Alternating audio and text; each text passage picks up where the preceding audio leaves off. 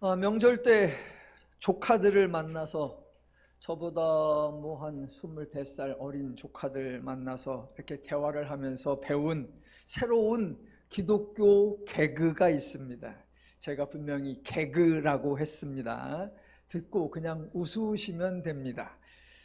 그게 말이 되느냐 따지면 안 되고요. 에이, 그래도 그렇지 좀 내용이 무례하다 또는 거룩하지 못하다 토를 달면 안 됩니다. 그리고 혹시 못 알아들으셨으면 댁에 가셔서 동영상으로 다시 보시면 이해가 되실 겁니다. 그냥 재밌으라고 하는 말입니다. 예수님의 일대기에 맞추어서 만들어진 새로운 고급 기독교 개그 3탄. 첫 번째, 예수님이 탄생하시고 마구간에 말구유에 누이셨다라고 합니다. 왜 그랬을까요? 예수님이 왜 마구간에 말구유에 놓이셨을까? 정답은 엄마가 마리아.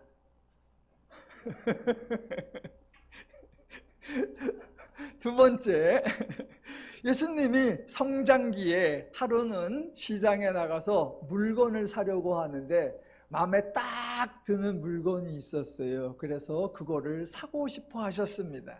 그래서 주인에게 이것을 가리키면서 뭐라고 하셨을까요? 사고 싶은 물건을 가리키면서 주인에게 하신 말씀, 예루살렘. 세 번째, 예수님이 십자가에 죽으셨다가 사흘 만에 부활하시고 제자들과 40일을 지내신 후에 하늘로 승천하셨습니다. 예수님이 승천하셨다라는 의미를 가진 사자성어는 무엇일까요?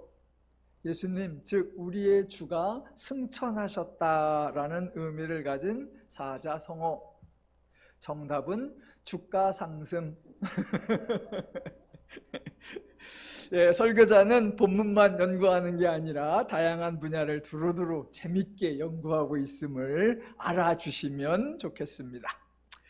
자, 오늘 창세기 6장인데요. 5장하고 6장을 연관해서 좀 살펴보겠습니다. 5장에서는 족보와 관련된 재미난 이야기를 좀 몇 가지 소개시켜드리고 6장에서는 아주 귀한 은혜가 되는 말씀을 살펴보도록 하겠습니다. 창세기 5장에 아담의 계보가 나오는데 등장하는 사람들이 많고 대부분 장수했습니다. 가장 오래 산 사람은 무두셀라라고 하는데 969세를 살았고요. 가장 단명한 사람은 라멕이라는 사람인데 겨우 777세를 살았습니다. 777세가 젊은 나이에, 어린 나이에 세상을 떠난 것입니다. 창세기에는 5장에만 족보가 나오는 게 아니라 서너 번 더 족보가 나오는데 족보 또는 계보라고 하는데 표현이 조금씩 차이가 나요. 창세기 5장은 이렇게 구성되어 있죠. 어떤 사람이 몇 살에 자녀를 낳고 자녀를 낳은 후에 몇 년을 살면서 자녀를 낳았고 몇 살에 죽었다. 이런 패턴이 한 10번 이상 반복됩니다. 몇 장을 지나가면 창세기 10장에 노아의 아들들의 족보가 나옵니다. 한번 그냥 보실까요? 읽지는 않고 눈으로만 보시죠. 창세기 10장에 노아의 족보. 그러면 누구의 아들은 누구누구요? 누구의 아들은 누구누구요? 라는 이야기가 나오는데 그 사람이 몇 살에 자녀를 낳았는지 또는 그 후에 얼마를 살았는지 그래서 몇 살에 죽었는지 그런 내용은 나오지 않습니다. 형식은 족보처럼 보이지만 그 자손들이 어디에 머물렀더라, 그 자손들이 무엇을 하였더라, 그 자손들이 어디로 옮겨갔더라 이런 그들의 상황을 설명하는 내용이 나옵니다. 한 장을 더 넘어가면 창세기 11장 10절부터 노아의 세 아들 셈, 함, 야벳 그 중에 셈의 족보가 나오는데 얼핏 한번 이렇게 보시면 창세기 5장의 패턴과 비슷합니다. 몇 살에 아들을 낳았고 몇 년을 살았다라는 이야기가 나오는데 5장과 비교할 때의 11장의 족보는 두 가지가 좀 독특합니다. 그냥 살짝 보시면 11장 셈의 족보에는 죽었다라는 내용이 없습니다. 11장에 17대에 걸쳐 사람의 이름이 쭉 언급되는데 지내며 나았으며 지내며 나았으며 나았으며 나았으며 라고만 할 뿐 죽었다는 내용이 없습니다. 그러다가 그 이야기 맨 끝에 11장 32절에 데라는 나이가 205세가 되어 하란에서 죽었더라. 딱 한 번만 나오지 중간에는 죽었다는 내용이 안 나옵니다. 그리고 또 하나 특징, 창세기 5장의 계보와 비교할 때 11장에서는 사람의 수명이 매우 짧아졌습니다. 11장에서 몇 살에 죽었다라고 정확하게 기록되어 있지 않습니다. 대신 기록을 통해서 유추해 볼 수 있습니다. 우선 자녀를 낳는 나이가 매우 어려졌습니다. 창세기 5장에서는 130세에 누구를 낳고 162세에 누구를 낳고 97세에 누구를 낳고 180세에 누구를 낳고 기본이 100세 이상의 자녀를 낳았다라고 나오는데 창세기 11장을 보시면 얼핏 보셔더라도 매우 젊게 30세 즈음에 자녀를 낳습니다. 12절 아르박삿은 35세, 14절에 셀라는 30세, 16절에 에셀은 34세, 24절에 르우는 32세, 20절에 스룩은 30세, 24절에 나홀은 가장 빠르게 29세에 자녀를 낳았습니다. 자녀를 낳은 후 창세기 5장에서는 900년을, 800년을, 700년을 지냈다라고 나오는데 11장에서는 403년을 지내며 430년을 지내며 209년을 지내며 119년을 지내며 자녀를 낳았다라고 합니다. 그래서 자식을 낳은 횟수와 지난 세월을 함께 합쳐보면 대략 한 500세 전후가 됩니다. 창세기 5장과 비교했을 때 한 400~500년 인간의 생명이 줄었습니다. 마지막에 나오는 데라는 겨우 205세에 죽었다라고 합니다. 어쨌든 사람의 수명이 11장에 가면 많이 짧아진 것은 맞는 것 같습니다. 자, 오늘 창세기 6장 1절로 돌아와 보시면 1절 사람이 땅 위에 번성하기 시작할 때에 라고 나오는데 이것은 특정한 시점을 언급하는 것이 아니라 사람이 생육하고 번성하고 있다라는 사실을 설명해 주는 표현입니다.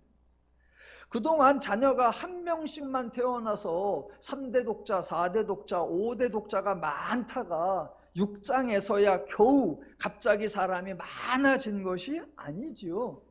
대부분의 사람들이 자녀를 많이 낳았습니다.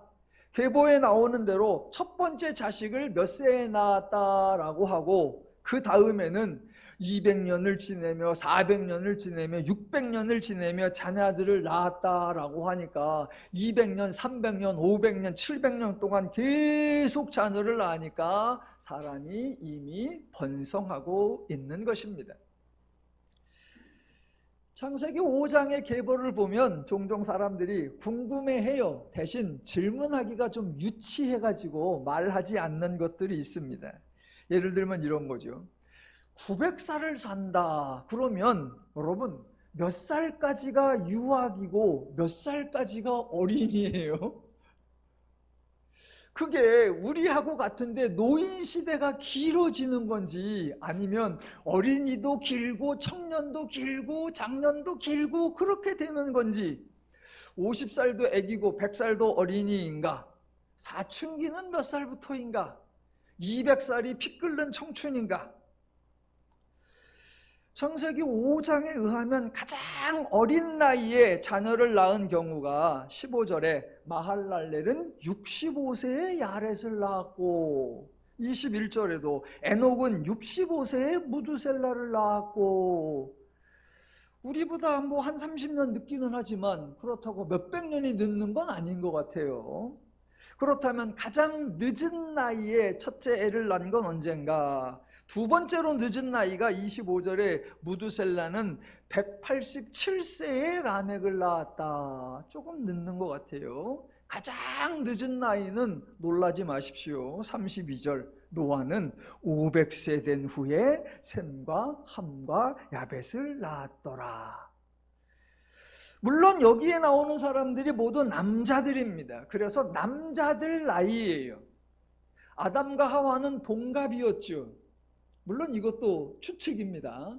아담이 만들어진 후에 얼마간의 기간이 지나고 하와가 만들어졌는지를 모르니까 그냥 거의 그때쯤이라고 생각을 하니까 동갑이라고 생각을 하는데, 창세기 4장 1절에서는 아담이 그의 아내 하와와 동침하며 하와가 임신하여 가인을 낳고 라는 이야기만 나올 뿐 하와가 몇 살인지는 소개되지 않았었습니다.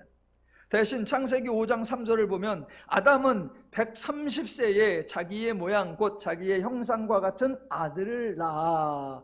아담의 나이가 130이라고 하면 아마 하와의 나이도 130, 그래서 여자인 하와가 130에 출산을 했다라고 추측할 수 있습니다. 하지만 아담과 하와는 동갑이죠. 대신 다른 남자들은 연상의 여인과 결혼했을 수 있고 연하의 여인과 결혼했을 수도 있으니까 하와를 제외하고는 창세기 5장과 11장의 족보에서 여인들은 몇 세에 아이를 낳았을까, 이런 거는 알 수가 없습니다. 여하튼 우리하고는 상황이 비슷하면서도 조금 달랐던 것 같습니다. 그냥 혼자 궁금해서 이런 생각도 해봤어요. 우리 교회도 한번 조사를 해볼까? 몇 살에 결혼을 하셨습니까? 첫째는 몇 살에 나셨습니까? 막내는 몇 살에 나셨습니까? 알아보면 재미있을 것 같기도 한데 자칫 위험할 것도 같아서 조사하지 않기로 하겠습니다. 자, 성경을 연구하는 사람이 아주 짧게 단순하게 기록되어 있는 걸 갖고 이렇게 저렇게 재미난 계산을 해보기도 합니다. 아담이 930세를 살았다라고 하는데, 여러분 930세 매우 오래 산 거예요. 저와 여러분은 상상도 못하죠. 930세. 명절에 저희 집 근처에 길가에 프랑카드가 하나 붙여 있는데 신세계백화점 아쿠아리움에서 광고하는 그런 프랑카드가 붙여 있어요. 연휴 기간에 가족이 함께 오면 3대가 함께 오면 1대는 무료 입장. 원래 공공기관은 1대 할아버지쯤 되면은 대부분 다 무료 입장이잖아요, 공공기관은. 근데 백화점이니까 사설기관이니까 거기는 입장료를 내야 되는데 설 명절이니까 3대가 오면 할아버지 할머니들은 무료로 입장시켜준다, 그런 거예요. 거기에 3대가 함께 오면이에요. 이번 명절에 화요일날 저희 집에 갔다 왔는데 어머니 아버님 모였고요, 저희 3남매 모였고요, 저희 자녀들 조카들 모였고요, 그 조카들 중에 결혼하여서 그 밑에 자녀들 또 모였고요. 그래서 4대가 함께 모였었습니다. 그런데요, 지금 창세기 5장은 4대 정도가 아닙니다. 930세면 상상 초월입니다. 자, 1대가 아담인데 130세에 셋을 낳았고, 2대인 셋은 105세에 에노스를 낳았고, 3대인 에노스는 90세에 게난을 낳았고, 4대인 게난은 70세에 마할랄레를 낳았고, 5대인 마할랄레는 65세에 야렛을 낳았고, 6대인 야렛은 162세에 에녹을 낳았고, 7대인 에녹은 65세에 무두셀라를 낳았고, 8대인 무두셀라는 187세에 라멕을 낳았는데 이때까지 아담이 멀쩡히 살아 있습니다. 예, 자그마치 8대가 다 살고 있어요. 그냥 제가 혼자 생각하기에 8대 손 라멕은 아마 밖에 잘 안 나갔을 것 같아요. 그냥 늘 집에 있었을 거예요. 왜? 밖에 나가면 어르신들이 1대조부터 8대조까지가 지금 돌아다니고 있어. 할아버지 안녕하세요 인사를 하기 시작하면 매번 인사를 해. 집에 돌아오면 목이 뻣뻣해졌을 것 같아요. 내가 그러느니 차라리 집에 있겠다. 예, 우리가 흔히 말하는 70세에 청년회장을 하고 80세에 이장을 한다. 아니요, 여기는 700살에 청년회장을 하고 800살에 이장을 하고 있습니다. 얼마 전에 월요일에 제가 산에 가려고 경남 함안에 있는 남도규산을 가려고 이렇게 가다가 고속도로에서 나와가지고 어느 시골 마을을 지나가게 되다가 신호에 딱 대기를 했습니다. 그 시골 마을 옆에 회관 같은 데가 하나 있었는데 마침 신호 대기하고 있을 때 회관에서 사람들이 나옵니다. 그런데요, 사람이 나오는 게 아니라 전동 휠체어가 한 10몇 대가 쭉 나와요. 한 더분은 걸어 나오고 더분은 타고 나오는 게 아니라 문 열리니까 전원이 다 전동 휠체어를 타고 쫙 나와. 신호 대기하고 있는데 그분들이 나와서 신호를 건너는데 10몇 대가 되니까 한 번에 신호를 못 건너. 빨간불이거나 말거나 그분들이 그냥 쫙 건너. 그래서 우리는 이러고 기다리고. 차에 탔던 우리 목사님 한 분이 너무 신기하잖아. 아니, 도시에서 전동 휠체어를 보지만 가끔 한두 대가 지나가고 많아야 서너 대인데 10몇 대가 한꺼번에 그렇게 쫙 가니까 너무 신기해가지고 그걸 동영상으로 찍었어요. 예. 흔히 이제 노령시대, 고령화 시대라고 하는데 지금 창세기 5장은 그거보다 훨씬 더 8대가 함께 살고 있는 거예요.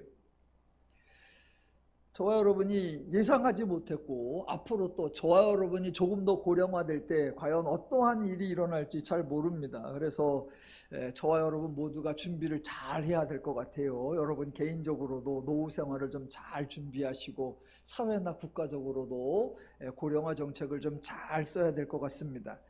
이렇게 말하는 저도 노후 준비가 좀 많이 부족해가지고 고민이 많이 됩니다. 여하튼 저와 여러분이 오래 사는 장수시대에 맞는 대비를 잘 해야 할 것 같습니다. 자, 족보와 관련해서 한 가지 더 말씀드리자면 혹시 어떤 분들은 아니 왜 성경에 나오는 족보에는 여자들은 나오지 않습니까? 라고 하실 수 있습니다. 창세기 1장부터 5장까지의 등장인물에 당연히 남자가 있고 여자가 있지요. 아담과 하와가 나왔고요. 그 아들 가인이 아내와 동침했다라고 하니까 당연히 여자가 있었을 것이고 5장의 족보가 이어지면서 자녀를 낳았다라고 하니까 아내가 있어서 여자들이 있었을 겁니다. 물론 주로 남자의 이름이 나오지만 그렇다고 여자의 이름이 창세기에 아예 없는 것은 아닙니다. 아담의 부인이 누구죠? 하와라는 이름이 나오고요. 창세기 4장 19절을 보면 이렇게 나옵니다. 라멕이 두 아내를 맞이하였으니 하나의 이름은 아다요 하나의 이름은 실라였더라 라고 정확하게 아내 여자의 이름이 소개되고 있고요. 또 4장 22절을 보면 실라는 두발가인을 낳았으니 그는 구리와 쇠로 여러 가지 기구를 만드는 자요 두발가인의 누이는 나마였더라. 여기 나오는 누이가 여자이고 이 여자의 이름이 나마라고 나옵니다. 혹시라도 성경이 남자만 나오고 여자는 무시하는 거 아니냐라고 오해하지 않으셨으면 좋겠고요. 아마도 대부분의 분들이 눈치를 채지 못하셨을 것 같은데 사실 창세기 5장에도 여러 여자가 언급됩니다. 이름은 나오지 않지만 여자가 등장하기는 해요. 창세기 5장 4절을 보시면 아담은 셋을 낳은 후 800년을 지내며 자녀를 낳았으며 요 자녀들이 한문으로 하면 아들자 계집여자 써서 남자와 여자이듯이 히브리 원문상으로도 아들과 딸들을 낳았으며 라고 나옵니다. 한 번만 나오는 게 아니에요. 아들과 딸들을 낳았다, 아들과 딸들을 낳았다라는 게 4절, 7절, 10절, 13절, 16절, 19절, 22절, 26절, 30절 총 9번에 걸쳐서 나옵니다. 그래서 계보상에도 족보상에도 여자가 등장한다라는 거 아시면 좋겠고요. 또 창세기 6장 오늘 1절과 2절에도 딸들, 사람의 딸들이라는 딸들이 나오고요. 그냥 재미상으로 하나 보면 남자에 대해서는 잘생겼다, 멋있다, 훌륭하다, 튼튼하다 이런 표현이 성경에 나오지 않아요. 창세기 1장부터 6장까지. 그런데 6장 2절에 보면 특별히 여자에 대해서는 사람의 딸들의 아름다움을 보고라고 나온다는 사실도 그냥 아시면 좋겠습니다. 성경이 한편으로는 은혜롭지만 다른 한편으로는 재미도 있구나라고 생각하시면 좋겠습니다. 이제 오늘 본문 6장으로 들어와 보겠습니다. 제가 설교자로서 가끔 잘난 척을 합니다. 성경을 꽤나 아는 것처럼. 그래서 일반적이지 않은 얘기도, 조금 독특한 얘기도 제가 과감하게 담대하게 선포하기도 하는데, 반면에 정확히 모르는 거는 잘 모른다고 밝혀야 하는 게 맞는 것 같습니다. 제가 정확히 모르겠다, 이거를 뭐라고 설명해야 될지 아직은 좀 난처하다, 그런 것 중에 하나가 오늘 6장 1절부터 4절에 나오는 내용입니다. 하나님의 아들들과 사람의 딸들이 결혼을 해서 자녀를 낳았다. 도대체 이게 누구들일까?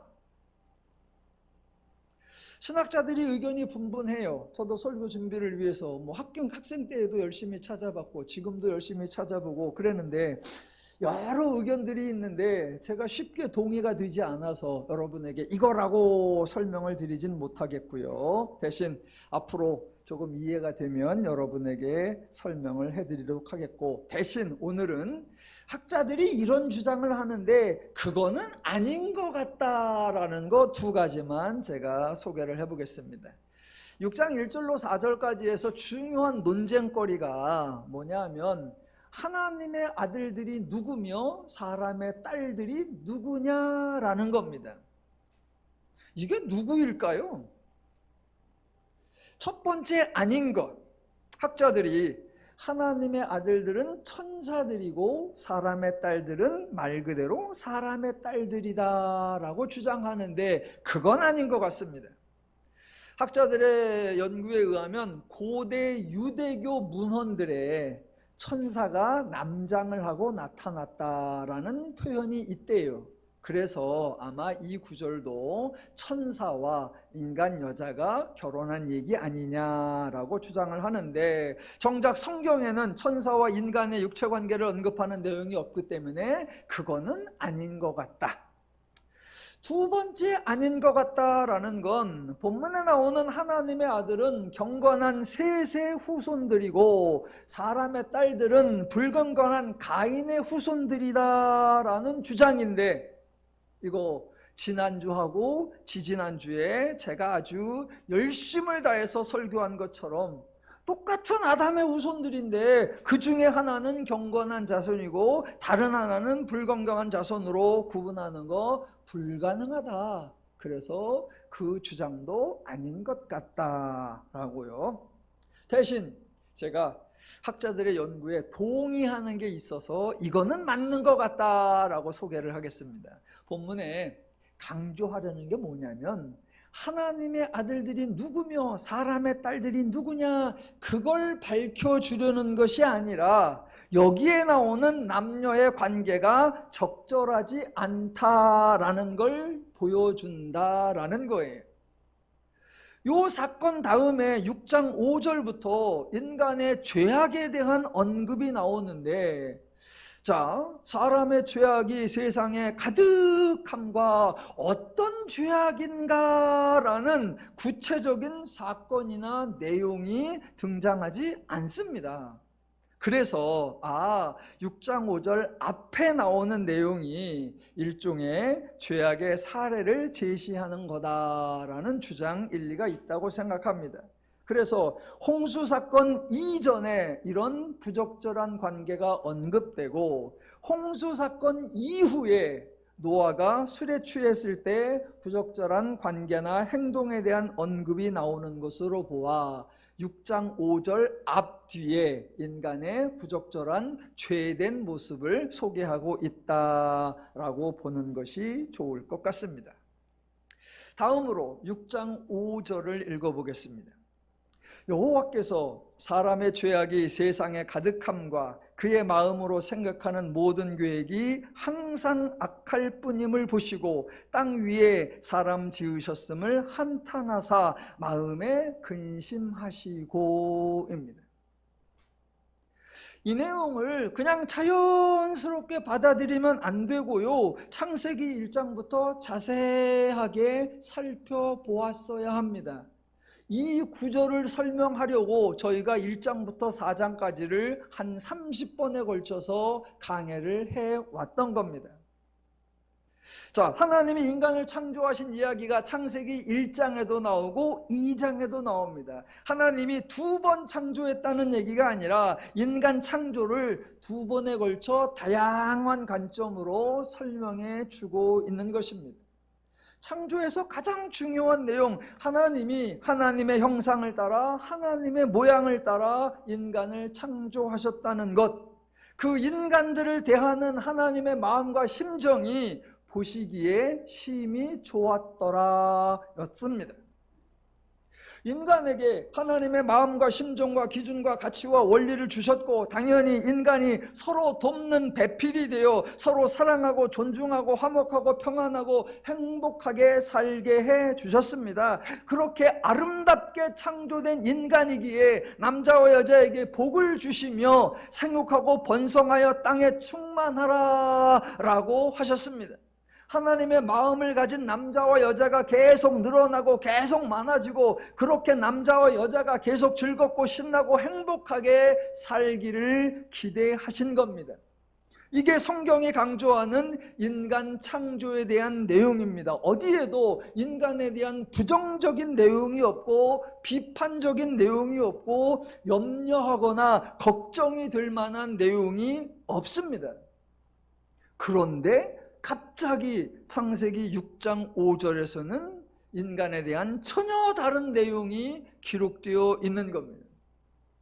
5절 다시 읽어볼까요?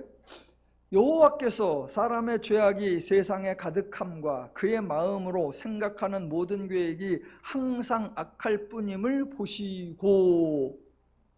여러분, 이 모습은 하나님이 창조하신 모습이 아닙니다. 하나님은 인간을 이렇게 창조하신 적이 없습니다.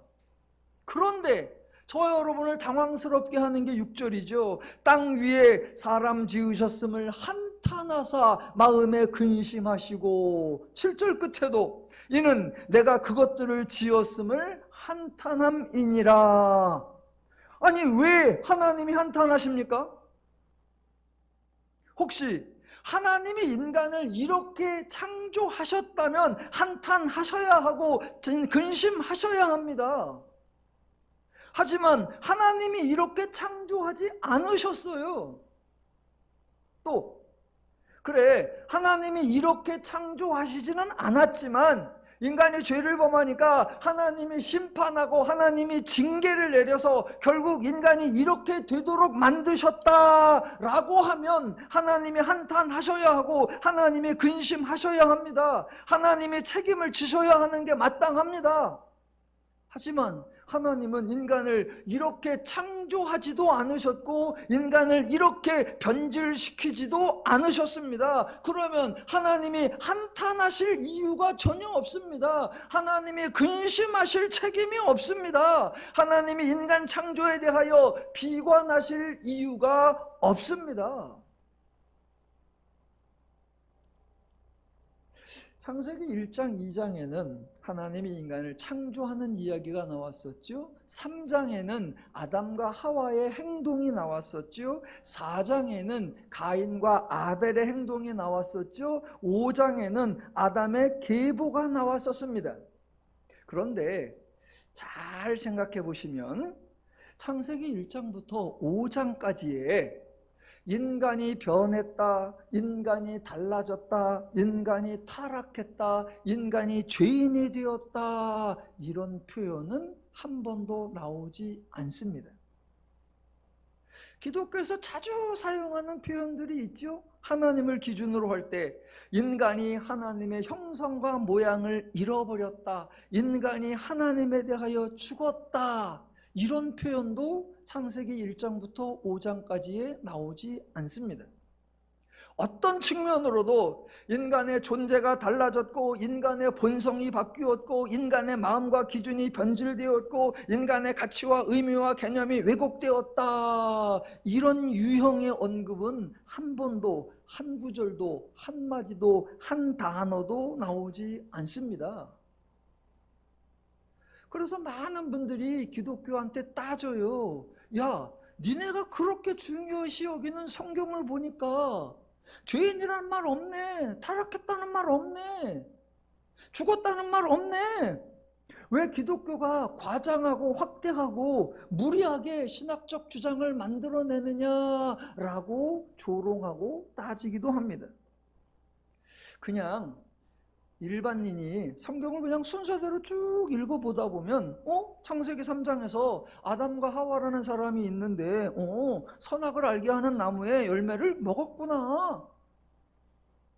저와 여러분이 평상시에 어떤 규정을 어기면 처음에는 뭔가를 어겼구나라는 약간 잘못됐다는 느낌이 들고, 그게 들통이 나면 그거에 해당하는 벌금을 내든가 벌을 받으면 그 문제는 끝나요. 그런 식으로 성경을 읽어요. 아담과 하와가 하나님의 법을 어겼고 그래서 벌을 받았어. 그러면 끝났잖아.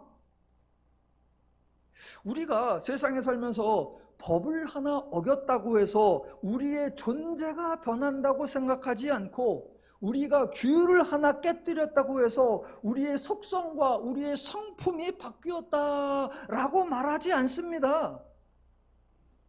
뭔가 잘못했어? 그럼 해당하는 벌을 받아 대가를 지불해. 그러면 되잖아 라고 생각을 해요. 그런 방식으로 성경을 읽어요. 그러면 아담과 하와가 열매를 먹었고 그래서 하나님한테 벌 받았네, 끝. 그거지. 뭐 갑자기 아담과 하와가 타락했네, 그들이 죽었네, 형상을 잃어버렸네, 죄인이 되었네, 왜 그런 얘기를 하냐. 그렇게 주장하다가 딱 6장 5절을 보면 화들짝 놀라고 매우 당황하는 겁니다. 하나님의 형상을 따라 만들었다고 했는데 열매 따먹어서 벌 받았으면 그럼 끝나지. 근데 갑자기 6장에서는 우와, 죄악이 세상에 가득하고 사람의 생각하는 모든 것이 늘 악하다. 이건 왜지? 창세기 3장에 아담과 하와가 선악을 알게 하는 열매를 따먹었는데 거기에 죄라는 단어가 나오지 않습니다. 그렇다고 죄가 아닌 것이 아닙니다. 창세기 4장에 가서야 죄라는 단어가 나옵니다. 그런데 가인이 동생 아벨을 쳐 죽였습니다. 그렇다고 창세기 4장에서 가인을 죄인이라고 부르지 않습니다. 죄인이라는 단어가 나오지 않아요. 그렇다고 가인이 죄가 아니고 다른 사람이 죄인이 아닙니까? 죄인이라는 단어가 성경에서 제일 먼저 나오는 게 창세기 12장에 가면 소돔과 고모라 사건이 있을 때 소돔 사람들은 여호와 앞에 큰 죄인이었더라라고 12장에서 처음 나옵니다. 그러면 12장 이전까지는 죄인이 아닌 겁니까? 다른 사람은 죄인이 아니다가 12장부터 갑자기 소돔 사람은 죄인이 되는 겁니까? 아니에요. 비록 창세기 3장에 죄라는 표현이 없고 창세기 4장에 죄인이라는 표현이 없고 창세기 3장과 4장과 5장에 인간이 변했다라는 표현이 없어도 인간이 죄된 행동을 했고 그 결과로 죄인이 되었다라는 사실을 이해하셔야 합니다. 여기서 한 가지 더. 창세기 5장에 아담의 계보가 나왔는데 아담, 그러면 그 다음에는 가인, 그 다음에는 셋이 나와야 돼요. 그런데 5장에서는 아담이 나오고 두 번째 가인이 등장하지 않고 아벨 대신에 얻은 셋이 나옵니다. 그래서 여러 신학자들이 이 계보를 아담의 계보라고 하면서 동시에 셋의 계보, 셋은 어떤 사람이다? 경건한 사람들, 믿음의 사람들의 계열이다 라고 주장을 하기도 합니다. 그래서 그 계보에 아담이 있고 셋이 있고 그 유명한 하나님과 동행했다고 하는 에녹이라는 사람도 나오고 홍수 때의 인간을 보호했다라고 하는 노아라는 사람도 나온다. 이 거룩한 계보다 라고 주장을 합니다. 그 계열에 이어서 등장하는 게 바로 6장이에요. 그 아담의 계보, 셋의 계보, 에녹의 계보, 노아의 계보에 등장하는 사람들을 설명하는 게 6장 5절. 그의 마음이 생각하는 모든 계획이 항상 악할 뿐임입니다. 앞으로 살펴볼 7장과 8절에 홍수 사건이 등장하는데 홍수 사건으로 인하여 멸절당하는 사람이 경건하지 않은 가인의 후손만이 아닙니다. 아무리 홍수가 와도 경건한 셋의 후손은 모두 생존하는 것이 아닙니다. 도리어 5장부터는 가인의 후손은 언급되지도 않고 등장하지도 않고 5장부터 등장하는 모든 사람은 다 셋의 계열, 셋의 후손들입니다. 그들의 수준이, 그들의 상태가 6장 5절 죄인이고 항상 악하다예요. 지금 성경은 가인을 제외하거나 셋만 특별하거나 셋은 제외하고 가인만 특별하거나 아니요. 제가 지난주에 인간 갈라치기, 인간 편가르기라고 했는데 기독교는 하나님은 인간을 그렇게 나누지 않습니다. 인간을 구별하여서 따로 다루지 않습니다. 성경은 언제나 모든 인간에 대해 설명하고 있습니다. 자, 5절을 다시 한번 보시면 표현이 너무 심하지 않느냐라는 생각이 들 수도 있습니다. 사람의 죄악이 세상에 가득함과 그의 마음으로 생각하는 모든 계획이 항상 악할 뿐임을 보시고 왜 이렇게 인간에 대해 비관적으로 표현하느냐? 사람이 죄악이 있는 것은 맞지만 어떻게 가득하다고 하나? 사람의 생각이 악할 수도 있고 교만할 수도 있고 살벌할 수도 있고 잔인할 수도 있지만 어떻게 모든 계획이 항상 악하다고 말할 수 있나? 우리 주변에 착한 사람이 얼마나 많고 착한 행동들이 얼마나 많고 미담이 얼마나 많은데 기독교가 너무 인간을 혐오하는 것 같다라고 지적하기도 합니다. 어떤 분들은 예수 믿게 하려고 인간을 죄인으로 너무 몰아세운다라고 합니다. 아니요. 기독교는 인간을 그렇게 대하지 않습니다. 구약에 나오지 않는 표현인데 제가 여러분에게 몇 번 소개해드린 표현이 있습니다. 그게 바로 새로운 피조물입니다. 저는 성경에 나오는, 특히 창세기에 나오는 인간들을 표현할 때 이 표현이 가장 적절한 것 같아요. 새로운 피조물. 왜? 완전히 달라졌기 때문에. 조금 바뀐 게 아니고요, 일부분 달라진 거 아니고요, 잠시만 별짓는 거 아닙니다. 얼마 후에 정신 차리면 회복되는 거 아니고 어떠한 일이나 사건을 계기로 반성하고 다짐하면 원상태로 돌아오는 게 아니라 완전히 아예 전체적으로 달라졌습니다. 이 달라졌다, 바뀌었다, 변했다 이 정도로는 표현이 안 돼요. 그래서 새로운 피조물이라고 하는 게 맞는 것 같아요. 창세기 1장에 창조된 인간이 새로운 피조물이고 창세기 3장에 타락한 인간이 새로운 피조물입니다. 그래서 6장 5절 인간에 대해 사람의 죄악이 세상에 가득함이라고 전체적으로 표현하고 모든 계획이 항상 악할 뿐이다 라고 종합적으로 표현하고 있는 거예요. 하나님의 기준에서 벗어났다라는 차원에서, 하나님의 마음과 심정이 아니라는 차원에서, 하나님의 가치와 개념이 아니라는 차원에서, 하나님의 원리와 방식이 아니라는 차원에서 그의 마음으로 생각하는 모든 계획이 항상 악할 뿐이다 라고 선포하는 겁니다. 기독교는 절대로 인간을 비하하지 않습니다. 기독교는 인간을 멸시하지 않습니다. 기독교는 인간을 모독하지 않습니다. 하나님은 인간을 격하시키는 어떤 말이나 조치를 하시지 않습니다. 하나님은 인간의 품위가 손상될 수 있는 자세나 태도로 인간을 다루지 않습니다. 특별히 하나님과 인간을 대조하면서 인간이 하나님의 영광을 떨어뜨린다는 의미로 무시하거나 하나님의 거룩을 거슬리게 한다는 의미로 멸시하거나 하나님의 존귀와 어울리지 않다는 의미로 책망하지 않습니다. 인간을 낮추는 방식으로 하나님이 높아지는 방식을 하나님은 절대로 하시지 않습니다. 성경은 정반대로 하나님이 낮아지시는 방법으로, 하나님이 내려오시는 방법으로 인간을 존중해주고 인간을 높여주고 인간을 소중히 대해주시고 인간을 아름답고 품위 있게 만들어주시는 좋으신 하나님이십니다. 그래서 저는 우리 성도님들이 하나님을 높이겠다고 너무 자기를 비하하지 않았으면 좋겠어요.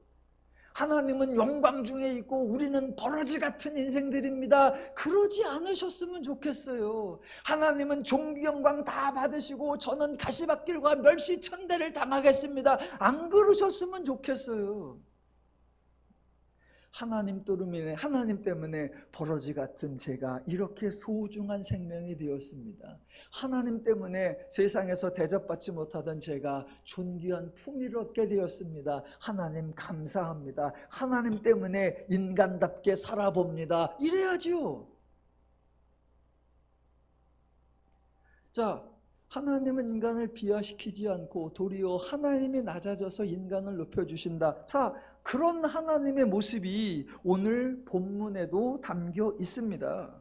자, 만약 사람의 죄악이 세상에 가득함 그것에 대하여 하나님이 화가 나신다면, 그의 마음으로 생각하는 모든 계획이 항상 악할 뿐임에 대하여 하나님이 짜증나신다면 하나님은 인간에게 그대로 갚아주시면 됩니다.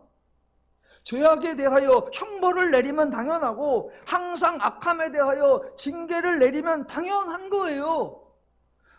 죄악 당연히 벌받아야지, 악함 당연히 징계받아야지. 예, 그걸 공평하다고 해요. 세상에서 그렇게 죄인을 다루는 방식이고 모든 세상이 악에 대처하는 방식입니다. 세상은 그렇게 해요. 죄를 졌으면 벌을 받고 악을 했으면 죄를 당해야지. 그게 공평하고 그게 정의로운 거야. 그게 안 되니까 문제지. 다 그렇게 해야 된다라고 합니다. 세상은 그렇게 해요. 그런데 만약 하나님도 그렇게 하신다면, 그래서 저들이 죄가 있고 저들이 항상 악할 뿐임을 보시고 하나님이 저들을 쓸어버리기로 하셨다라고 하신다면 하나님과 세상은 다를 바가 없어지는 거예요. 그런데 사람들이 이렇게 죄가 많고 사람들이 마음으로 생각하는 바가 항상 악하구나. 그래서 하나님이 저것들에게 징계를 내리고 그래서 하나님이 벌을 내리시려고 하는구나. 그걸 6절이라고 생각을 해요. 6장 7절. 인간에 대한 하나님의 보복, 인간의 악함에 대한 하나님의 형벌이라고 생각합니다. 7절. 이르시되 내가 창조한 사람을 내가 지면에서 쓸어버리되 사람으로부터 가축과 기는 것과 공중의 새까지 그리하리니. 이게 하나님의 징계이고 이것을 위해 실제로 하나님이 이제 6장 다음에서부터 홍수를 내려서 정말로 모든 것을 싹 쓸어버리고 모든 것을 멸절시켜 버렸다라고 합니다. 죄에 대하여 하나님이 이렇게 심하게 이렇게 엄중하게 징계하셨다라고 생각해요. 아니요, 전혀 그렇지 않습니다. 절대로 그렇지 않습니다. 만약 그렇다면 하나님은 전혀 거룩하신 분이 아닌 게 되어버립니다. 하나님은 죄와 다를 바가 없는 분이 되어버립니다. 하나님은 이방의 신들, 우상신들과 하나도 다르지 않은 것이 되어버립니다. 우리 하나님을 오해하시면 안 돼요. 오늘 본문에는 분명히 사람의 죄악이 세상에 가득함에 대해 하나님이 한탄하신다라고 하고, 그의 마음으로 생각하는 모든 계획이 항상 악할 뿐임을 보시고 땅 위에 사람 지었음을 한탄하사 마음에 근심하신다라고 합니다. 왜죠? 아니, 하나님은 한탄하거나 근심하실 만한 일을 하신 적이 없습니다. 이렇게 만든 적이 없고 이렇게 변질시킨 적이 없어요. 하나님이 그렇게 한 적이 없습니다. 그래서 내가 잘못했구나 라고 하나님이 한탄하실 일이 없습니다. 그러니까 본문에 나오는 한탄하사라는 단어는 후회하신다는 의미가 절대로 아닙니다. 뉘우친다는 게 아닙니다. 회개한다는 게 아닙니다. 반성한다는 게 아닙니다. 없었던 일로 삼겠다라는 게 아닙니다. 한탄하사는 한숨 쉬며 탄식하여 이런 의미가 전혀 아니에요.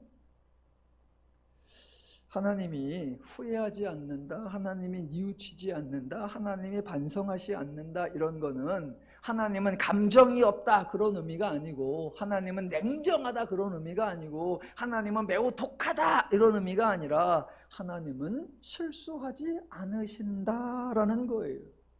표현이 한탄하사 근심하사라고 나오니까 마치 하나님이 무엇을 잘못하신 것처럼, 하나님이 실수하신 것처럼, 그래서 하나님이 뭔가를 반성하며 뉘우치며 하나님도 다시 뭔가를 해보려고 하는 것처럼 여겨지지만 전혀 그렇지 않습니다. 혹시 필기 도구를 가지고 계신 분은 다 한번 손에 쥐어보세요. 펜을 들고, 자, 창세기 5장 29절로 가보십니다. 5장 29절 읽어보면, 이름을 노아라 하여 이르되 여호와께서 땅을 저주하심으로 수고롭게 일하는 우리를 이 아들이 안위하리라 하였더라. 거기에서 안위하리라 밑줄을 치세요. 동그라미를 치든가 밑줄을 치든가 별표, 당구표 정말 표시를 하세요. 안위하리라. 그리고 6장 6절로 가시면 한탄하사, 거기에 밑줄을 치시든 동그라미 치시든 별표를 하시든, 7절 끝으로 가면 한탄함이니라, 거기에도 밑줄이든 동그라미든 별표를 치세요. 그러면 세 군데 쳤지요. 그 다음에 이제 5장 29절에 안위하라와 6장 6절에 한탄하사 쭉 줄을 쳐서 연결을 하세요. 연결하고 그 옆에다가 똑같다라는 의미의 이퀄 표시를 하세요. 안위하라와 이 한탄하사가 같은 단어구나. 이 안위하라와 6장 7절에 한탄하시고 이게 같은 단어구나. 안위하라와 한탄하라가 똑같은 단어입니다. 그러니까 지금 본문에 나오는 한탄하사라는 이 표현은 하나님이 지금 한숨을 쉬면서 탄식하고 계시다라는 게 아니라 하나님이 안위하겠다, 하나님이 위로하겠다라고 작정하시는 거다라는 겁니다. 사람의 죄악이 세상에 가득하고 저들의 모든 계획이 항상 악할 뿐임, 그걸 하나님이 보셨습니다. 보시고 어떤 마음이 드세요? 속상하고 안타깝고 민망하십니다. 그래서 내가 저들을 안위하리라, 내가 저들을 도우리라, 내가 저들을 위로하리라, 내가 저들을 회복하리라, 내가 저들에게 은혜를 주리라 라는 의미입니다. 사람들은 5장에 나오는 노아와 6장에 나오는 하나님의 역할을 정반대로 오해합니다. 5장 29절에 보니까 노아라는 아들이 우리를 위로한대. 그래서 노아는 위로자야. 그래서 성도님들 중에 자식 이름을 노아라고 짓는 분도 계세요. 위로하는 자 노아. 노아가 그래서 우리를 구원해내고 노아가 우리를 위로해. 대신 6장에 오니까 하나님은 뭐 하셔? 한탄하시면서 근심하셔서 저거를 쓸어버리고 멸절시키려고 하셔. 와, 하나님은 쓸어버리고 멸절하는데 우리 노아는 우리를 안위하고 우리는 위로해. 여러분, 택도 없는 소리예요. 택도 없는 소리. 5장 29절에 노아가 나옵니다. 그 노아가 아담의 계보에 있는 사람이에요. 당연히 6장 5절에 언급되는 사람들과 똑같은 사람입니다. 노아도 그의 마음에 생각하는 모든 계획이 항상 악할 뿐인 자입니다. 그런 노아가 무슨 재주로 다른 사람을 위로합니까? 그런 노아가 무슨 능력이 있고 무슨 권세가 있고 노아는 무슨 재주가 있습니까? 아니, 노아는 죄인이 아니랍니까? 노아는 항상 선하답니까? 노아는 언제나 온유하고 자비롭답니까? 아니요, 절대로 그렇지 않습니다. 노아는 5장에 나오는 허당한 사람과 전혀 다르지 않고 6장 5절에 나오는 사람과 전혀 다르지 않습니다. 노아는 어느 누구도 위로할 수 없고, 노아는 어느 누구도 안위할 수 없고, 노아는 어느 누구도 구원할 수 없습니다. 노아는 그저 죄인일 뿐이에요. 사람의 죄악이 세상에 가득함을 보시고 안타까워하시는 분은 오직 한 분 하나님 뿐이시고, 그의 마음이 생각하는 모든 계획이 항상 악한 뿐임을 알고 마음에 근심하시는 분도 오직 한 분 하나님 뿐이십니다. 노아가 우리를 안위할 수 있는 게 아니라 하나님이 우리를 안위하실 수 있습니다. 노아가 우리를 위로할 수 있는 것이 아니라 하나님만 우리를 위로하실 수 있습니다. 노아가 우리를 구출해낼 수 있는 게 아니라 하나님만 우리를 구출하고 하나님만 우리를 보존하실 수 있습니다. 그래서 하나님이 보셨다는 거예요. 하나님이 아셨다는 거예요. 아, 사람의 죄악이 세상에 가득하고 저들의 생각하는 모든 계획이 항상 악할 뿐임이구나. 저들을 내가 위로해야 되겠고, 내가 저들을 안위해야 되겠고, 내가 저들을 치유해야 되겠고, 내가 저들을 새롭게 해야 되겠구나. 하나님이 그렇게 마음 먹으셨다는 거예요. 그거를 표현을 한탄하사라고 해놔가지고 하나님이 한숨 쉬시면서 탄식을 하시면서 아이고 이를 어째나, 아이고 이놈들을 이참에 그냥 싹 쓸어버리자. 아니요, 우리 하나님은 그런 분이 아니십니다. 예, 하나님은 죄인에 대해 분노하지 않으시고 하나님은 인간의 악함에 대해 보복하지 않으십니다. 도리어 하나님은 인간의 변화된 현실, 인간이 겪고 있는 지독한 불행에 대해 안타까워하십니다. 그래서 하나님이 인간을 안위하겠다. 그래서 하나님이 인간을 위로하겠다. 노아가 인간을 안위하는 것이 아니라 하나님이 노아를 부르고 하나님이 노아를 세우고 하나님이 노아를 통해서 인간을 안위하고 위로하고 구원하고 보존하시겠다라는 하나님의 은혜 선포, 하나님의 구원 계획의 작정이십니다. 왜 애 이름을 노아라고 줘요? 우리 교회는 그런 거 없어서 천만다행이에요. 왜 그냥 죄인이라고 주지? 김죄인, 이죄인, 박죄인, 최죄인, 곽죄인. 예, 성경에 등장하는 어떤 사람이 얘는 뭔가 달라라는 생각을 하지 마십시오. 그동안은 기독교가 갈라치기를 너무 많이 해왔어요. 아담 때부터 셋의 후손과 가인의 후손은 달라. 셋의 후손 중에서도 또 셈의 후손과 야벳의 후손은 또 달라. 그 셈의 후손 중에 또 이스마엘과 이삭은 달라. 그 이삭의 후손 중에 또 에서와 야곱은 달라. 다르기는 개뿔. 예, 성경은 어느 인간도 얘는 다르다, 그래서 얘를 본받아라, 얘를 닮으라 라는 말을 하지 않습니다. 닮으라고 하는 건 언제나 딱 하나, 너희가 이 마음을 품으라 곧 예수 그리스도의 마음이니 너희는 그리스도를 본받아. 예, 우리에게 모델이 되고 우리에게 모범이 되시는 분은 오직 하나님, 오직 예수님 뿐이십니다. 저희가 하나님이 죄인을 징계하지 않는다, 하나님이 악에 대하여 형벌을 내리지 않는다라고 하는데 이 사실로 인해 안도감을 느끼시면 안 됩니다. 죄악을 행하는 일이나 악을 계획을 세획하고 악을 진행하는 일에 담대해지면 안 됩니다. 악한 일, 악한 행동에는 그 악한 행동에 대한 악한 결과가 반드시 임한다는 것을 꼭 기억하시고 악을 두려워하시고 죄를 두려워하셔야 합니다. 대신 하나님이 우리를 도우신다는 사실, 하나님이 우리를 안위하신다는 사실, 하나님이 우리를 회복한다는 사실을 기억하셔야 합니다.